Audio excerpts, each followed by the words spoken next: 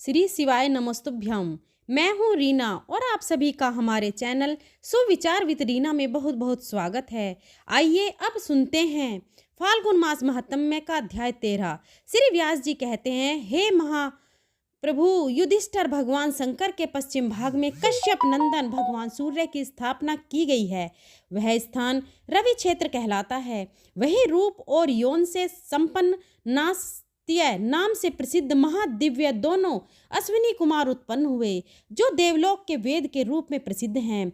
विश्वकर्मा की पुत्री संज्ञा अंशुमाली भगवान सूर्य को ब्याही गई थी। संज्ञा के यमराज और यमुना, ये दो संतान उत्पन्न हुई। यमुना महानदी के रूप में प्रसिद्ध हुई। संज्ञा को भगवान सूर्य का तेज सहन नहीं होता था, अतः उसने अपनी छाया का ही आह्वान करके उससे कहा, तुम मेरी ही भांति भगवान सूर्य की सेवा में उपस्थित रहो। मेरे पुत्रों से और मेरे पति देव सूर्य देव से सदा उत्तम बर्ताव करना। ऐसा कहकर संज्ञा देवी पिता के घर चली गई।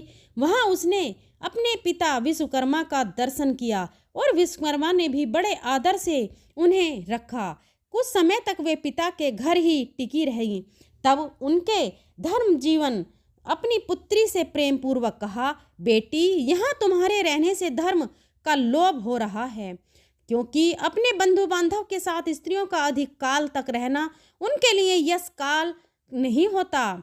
स्त्री पति के घर में रहे तभी उसकी शोभा है, इसलिए तुम पति के घर जाओ। पिता के ऐसा कहने पर संज्ञा ने बहुत अच्छा कहकर उनका आदर किया और वहाँ से निकलकर उत्तर कुरु को प्रस्थान किया। वे सूर्य के से भयभीत थीं, अतः घोड़ी का रूप धारण करके वहां तपस्या करने लगी। इधर भगवान सूर्य ने अपनी दूसरी पत्नी संज्ञा को ही समझकर उसके गर्भ से 2 पुत्र और एक सुंदर कन्या को जन्म दिया। छाया अपनी संतानों के प्रति जैसा प्रेम पूर्ण बर्ताव करती थी, वैसा संज्ञा की कन्या एवं पुत्रों के साथ नहीं करती थी। लाड प्यार तथा भोजन आदि में वह प्रतिदिन भेदभाव करती थी। यमुना ने तो उसके इस बर्ताव को सह लिया, किंतु यमराज से नहीं सहा गया। उन्होंने पिता के समीप जाकर प्रणाम पूर्वक कहा, तात, यह मेरी माता नहीं है। यह सुनकर भगवान सूर्य ने छाया संज्ञा को बुलाकर कहा, देवी, संज्ञा कहाँ चली गई? उनके बार बार पूछने पर भी जब उसने नहीं बताया, तब वे क्रोध में आकर शाप देने को तत्पर हो गए। इससे भयभीत होकर उसने सब तात ज्यों का त्यों बता दिया। अर्थात बात ज्ञात होने पर सूर्यदेव विश्वकर्मा के घर गए और विश्वकर्मा से उन्होंने संज्ञा के विषय में पूछा तो वे बोले, देव, संज्ञा आपके भेजने से मेरे घर आई अवश्य थी, किंतु मैंने उसे पुनः वहीं भेज दिया। यह सुनकर भगवान सूर्य ने समाधि में स्थित होकर देखा कि संज्ञा घोड़ी का रूप धारण करके उत्तर कुरु में तपस्या कर रही है। उसे ध्यान के द्वारा यह भी समझ लिया कि तेज से असह्य होने के कारण वह मेरी ओर देखने में समर्थ नहीं हो सकी। आज 50 वर्ष व्यतीत हो गए, उसने पृथ्वी पर जाकर तपस्या की है। तब भगवान सूर्य शीघ्रतापूर्वक संज्ञा के पास गए। उस समय वे धर्मारपुर में आकर तपस्या में संलग्न थी। भगवान सूर्य को आया हुआ देखकर सूर्य पत्नी संज्ञा पुनः घोड़ी के रूप में स्थित हो गई। तब भगवान सूर्य भी अश्व हो गए। फिर उन दोनों का मिलन हुआ। इससे वे दोनों अश्विनी कुमार जुड़े प्रकट हुए। उनके दाहिने खुर से पृथ्वी विदीन हो जाने के कारण वहां एक कुंड बन गया और उसमें जल प्रकट हो गया। इसी प्रकार पिछले चरणों से भी एक दूसरा कुंड बन गया। उसमें स्नान करने से मनुष्य सब पापों से मुक्त हो जाता है और उसका शरीर कोढ़ आदि रोगों से पीड़ित नहीं होता है। राजन, इस प्रकार तुमसे अश्विनी कुमारों की उत्पत्ति का वृतांत बताया। देवताओं ने वहां भगवान सूर्य को वकु लवन के स्वामी के रूप में स्थापित किया। साथ ही वहां संज्ञा रानी और दोनों अश्विनी कुमारों की भी स्थापना की गई। जो मनुष्य इंद्रियों को संयम में रखकर श्रद्धा पूर्वक सूर्य कुंड में स्नान करता है, वह महानरक में पड़े हुए पितरों का भी उद्धार कर देता है। जो श्रद्धा पूर्वक देवताओं और पितरों का तर्पण करके उस कुंड का जल पीता है, उसका पुण्य कोटि गुना होता है। रविवार युक्त सप्तमी में तथा चंद्र ग्रहण और सूर्य ग्रहण के समय जो सूर्य कुंड में स्नान करते हैं, वे फिर गर्भ में नहीं जाते। संक्रांति, व्यति, पात और वे धृति योग में पर्वों के अवसर पर शुक्ल और कृष्ण पक्ष की पूर्णिमा, अमावस्या एवं चतुर्दशी को जो सूर्य कुंड में स्नान करता है उसे कोटि यज्ञों का फल प्राप्त होता है। जो मनुष्य एक चित्त होकर वक्लादित्य का पूजन करता है वह जब तक सूर्य देव तपते हैं तब तक परम धाम में निवास करता है। उसे कभी सर्प का भय नहीं होता, भूत और प्रेत आदि की बाधा भी नहीं प्राप्त होती। जो मनुष्य रोगग्रस्त हो वह सूर्य कुंड में 6 महीने तक स्नान करने से सभी रोगों से मुक्त हो जाता है। जो मनुष्य इस धर्मार्थ क्षेत्र में कन्या दान करता है वह उस विवाह यज्ञ से पवित्र चित्र होकर ब्रह्मलोक में पूजित होता है। इस क्षेत्र में गो दान, सेया दान, मूंगा, घोड़ा, दासी, भैंस, तिल एवं सोने का दान करना चाहिए। रविवार युक्त सप्तमी तिथि में जो वक्लादित्य का स्मरण करता है उसे ज्वर आदि रोगों, शत्रुओं और व्याधियों से भय नहीं प्राप्त होता। युधिष्ठिर ने पूछा, मुने वहाँ भगवान सूर्य का वकुक अथवा वक्लादित्य नाम कैसे पड़ा?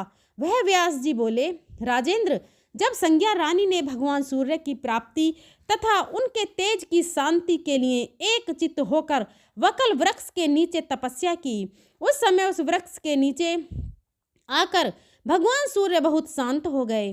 तभी रानी ने 2 परम मनोहर दिव्य रूपधारी पुत्र उत्पन्न किए।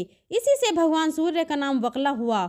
जो वहाँ स्नान करता है उसे कोई व्याधि पीड़ा नहीं देती तथा वह धर्म, अर्थ एवं काम को प्राप्त होता है। वहाँ 6 महीने में मनुष्य को सिद्धि प्राप्त होती है और वह अंत में मोक्ष पाता है। श्री व्यास जी कहते हैं, भारत धर्मारपुर से उत्तर दिशा में देवराज इंद्र ने भगवान शंकर को प्रसन्न करने के लिए 300 वर्षों तक अत्यंत दुष्कर तप किया। वृतासुर के वध से जो पाप लगा था उसको दूर करने के लिए ही इंद्र जितेंद्रिय एवं एकाग्रचित होकर भगवान शंकर की आराधना में लगे थे। उस समय भगवान चंद्रशेखर उनकी तपस्या से बहुत प्रसन्न हुए और उनके पास आकर बोले, देवराज, तुम जो मांगते हो उसे मैं दूंगा। तब इंद्र ने कहा, देवेश्वर कृपा सिंधु महेश्वर, यदि आप मुझ पर प्रसन्न हैं तो व्रता असुर के मरने से जो पाप लगा है उसका नाश कीजिए। तब भगवान शिव ने कहा, देवराज, धर्मारण्य में ब्रह्मा हत्या किसी को पीड़ा नहीं दे सकती। गो हत्या, द्विज हत्या, बाल हत्या और स्त्री हत्या भी मेरे ब्रह्मा जी के, भगवान विष्णु के तथा यमराज के वचन से कभी यहाँ प्रवेश नहीं करती। अतः तुम इस तीर्थ में प्रवेश करके स्नान करो। तब इंद्र कहने लगा, दया सिंधु महेश्वर, यदि आप मुझ पर संतुष्ट हैं तो मेरे नाम से यहाँ स्थापित हों। तब महादेव जी ने तथास्तु कहकर इंद्र की प्रार्थना स्वीकार की और लोगों के हित की इच्छा से सबके पापों की शुद्धि के लिए धर्मार में इंद्रेश्वर नाम से वे विराजमान हुए। जो मनुष्य सदा भक्ति पूर्वक पुष्प और धूप आदि से भगवान इंद्रेश्वर का पूजन करता है वह सब पापों से मुक्त हो जाता है। विशेषतः माघ मास में अष्टमी और चतुर्थी तिथि को सब पापों की शुद्धि के लिए भगवान शिव की पूजा करने वाला पुरुष शिवलोक में प्रतिष्ठित होता है। जो चतुर्दशी तिथि में सांग रुद्र जप करता है वह सब पापों से शुद्ध चित होकर परम पद को प्राप्त होता है। जो कुष्ठ आदि महारोगों से ग्रस्त होते हैं वे स्नान मात्र से शुद्ध होकर दिव्य देह धारण कर लेते हैं। जो स्नान करके देवादिदेव इंद्रेश्वर का पूजन करता है वह ज्वर के बंधन से छूट जाता है। जो संध्या दुर्भाग्यवश वंध्या जिसकी संतान मर जाती हो वह मृत वत्सा तथा महादुष्टा नारी कुंड में भगवान शिव के आगे स्नान करके एक चित्त से उनकी पूजा करती है, वह स्नान मात्र से ही शुद्ध हो जाती है।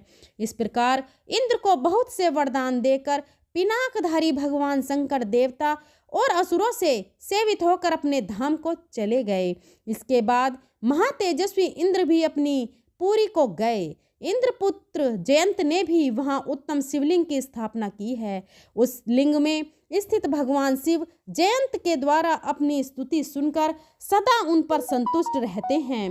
राजन, वहाँ धरा क्षेत्र नामक तीर्थ है जिसमें देवमचन नामक उत्तम तड़ाक शोभा पाता है।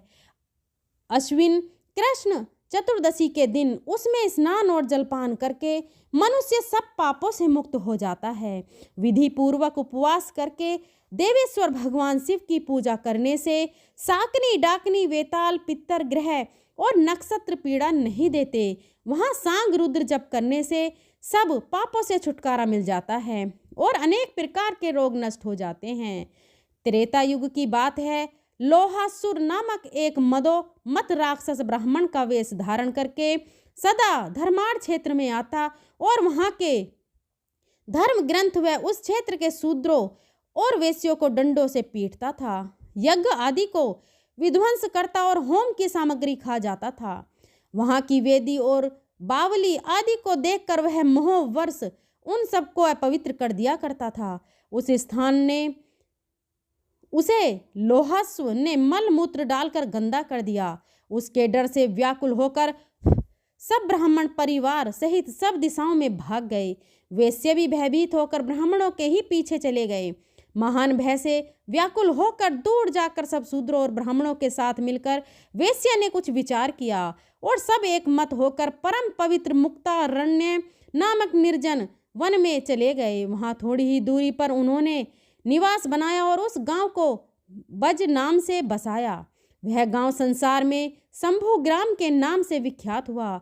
इसके बाद भय से भागे हुए कुछ वेश्य ने थोड़ी दूर जाकर मंडल नाम से एक गांव बसाया। कुछ वेश्य ब्राह्मणों के युद्ध से अलग होकर किसी दूसरे मार्ग में जा पहुँचे और धर्मार्थ से थोड़ी ही दूर जाकर इस चिंता में पड़े कि हम लोग कहाँ चले गए। वहाँ उन्होंने अडालज नाम से प्रसिद्ध एक गांव बसाया। जिस गांव का आदि निवासी वेश्य जिस नाम से प्रसिद्ध था, उसी नाम से उस गांव की प्रसिद्धि हुई। सब वेश्य और ब्राह्मण भय से व्याकुल होकर मोह को प्राप्त हुए, इसलिए उन्होंने अपनी निवास भूमि का नाम मोहमयी रखा। इस प्रकार सब लोग धर्मार्थ से दसों दिशाओं की ओर पलायन कर गए। ब्राह्मण और वेश्य कोई भी धर्मार्थ में नहीं ठहर सके। उस समय सब तीर्थों का भूषण रूप परम दुर्लभ धर्मार्थ क्षेत्र उजाड़ हो गया। लोहासुर ने उसकी बड़ी दुर्दशा कर डाली। वह दानव उस स्थान के तीर्थों का नाश और ब्राह्मणों का निष्कासन करके बहुत प्रसन्न होकर अपने घर को चला गया। आज का अध्याय यहीं समाप्त हुआ। इसके आगे का वृतांत आप अगले अध्याय में सुनेंगे। बोलिए भोले बाबा की जय। अब आइए सुनते हैं श्री शिव चालीसा का पाठ। श्री गणेश गिरिजा सुवन मंगल मूल सुजान, कहत अयोध्या दास तुम देहु अभय वरदान। जय गिरजापति दीन दयाला, सदा करत संतन प्रतिपाला। भाल चंद्रमा सोहतनी के, कानन कुंडल नागफनी के। अंग गोर सिर गंग बहाए, मुंड माल तन छार लगाए। वस्त्र खाल बाघंबर सोए, छवि को देख नाग मुनि मोहे। मैं न मातु की होवे दुलारी, आवाम अंग सोहत छवि न्यारी। कर त्रिशूल सोहत छवि भारी, करत सदा शत्रुन संहारी। नंदी गणेश सोहित के कैसे, सागर मध्य कमल हैं जैसे। कार्तिक श्याम और गणराऊ, या छवि को कही जात न काऊ। देवन जब ही जाए पुकारा, तब ही दुख प्रभु आप निवारा। किया उपद्रव तारक भारी, देवन सब मिले तुम ही जुआरी। तुरत सनानन आप पठायो, लव निमेष मम मारो गिरायो। आप जलंधर असुर सहारा, सुयस तुम्हर विदित संसारा। त्रिपुरासुर सन युद्ध मचाई, सब ही कृपा कर लीन बचाई। किया तपी भागीरथ भारी, पूर्व प्रतिज्ञाता सुपुरारी। दानिन मम तुम सम कोई नाही, सेवक स्तुति करत सदाही। वेद नाम महिमा तब गाई, अखत अनादि भेद नहीं पाई। प्रगट उदती मंथन में ज्वाला, जरे सुरासुर भय विहाला। कीन दया तम करी सहाई, नीलकंठ तब नाम कहाई। पूजन रामचंद्र जब कीना, जीत के लंक विभीषण दीना। सहस कमल में हो रहे धारी, कीन परीक्षा तब ही पुरारी। एक कमल प्रभु राखेउ कोई, जोई कमल नए पूजन सोही। कठिन भक्ति देखी प्रभु शंकर, भय प्रसन्न दिए इच्छित वर। जय जय जय अनंत अविनाशी, करत कृपा सबके घटवासी। दुष्ट सकल नित मोहि सतावे, भ्रमित रहे मोहि चैन न आवे। त्राहि त्राहि में नाथ पुकारो, यही अवसर मोहि आने उबारो। ले त्रिशूल सत्तुन को मारो, संकट से मोहि आने उबारो। मात पिता भ्राता सब कोई, संकट में पूछत नहीं कोई। स्वामी एक है आस तुम्हारी, आए हरू अब संकट भारी। धन निर्धन को देत सदाही, जो कोई जाचे वो फल पाही। स्तुति कही विधि करो तुम्हारी, क्षमु नाथ अब चूक हमारी। शंकर हो संकट के नाशन, मंगल कारण विघ्न विनाशन। योगी यति मुनि ध्यान लगावे, नारद सारद शीस नवावे। नमो नमो जय नमः शिवाय, सुर ब्रह्मादिक पार न पाए। जो यह पाठ करे मन लाई, तापर होत है शंभु सहाई। ऋण के हो जो कोई अधिकारी, पाठ करे सो पावन हारी। पुत्रहीन कर इच्छा को, निश्चय शिव प्रसाद ते ही होई पंडित। त्रयोदशी को लावे, ध्यान पूर्वक होम करावे। त्रयोदशी व्रत करे हमेशा, ताके तन नहीं रहे कलेसा। धूप दीप नेवद चढ़ावे, शंकर सम्मुख पाठ सुनावे। जन्म जन्म के पाप नसावे, अंतवास शिवपुर में पावे। कहे अयोध्या आस तुम्हारी, जानी सकल दुख हरौ हमारी। नित नेम कर प्रार्थी, पाठ करो चालीसा। तुम मेरी मनोकामना पूर्ण करो जगदीसा। मंगसर छठी है मंत्र ऋतु, संवत 64 जान। स्तुति चालीसा, शिव ही पूर्ण कीन कल्याण। शिव चालीसा समाप्त होता है। प्रेम से बोलिए जय भोले बाबा की, जय पार्वती मैया की। आपको आज की वीडियो कैसी लगी कमेंट बॉक्स में ज़रूर बताएं। अगर वीडियो पसंद आई हो तो वीडियो को लाइक करें और अपने फ्रेंड और फैमिली में शेयर करें और बेल आइकन को ज़रूर प्रेस करें, ताकि आने वाली सभी वीडियो की नोटिफिकेशन आपको मिल सके। अगर मेरे बोलने में कोई त्रुटि हुई हो तो मैं हाथ जोड़कर क्षमा प्रार्थी हूँ। मेरे चैनल सुविचार विद रीना को ज़रूर सब्सक्राइब करें। धन्यवाद।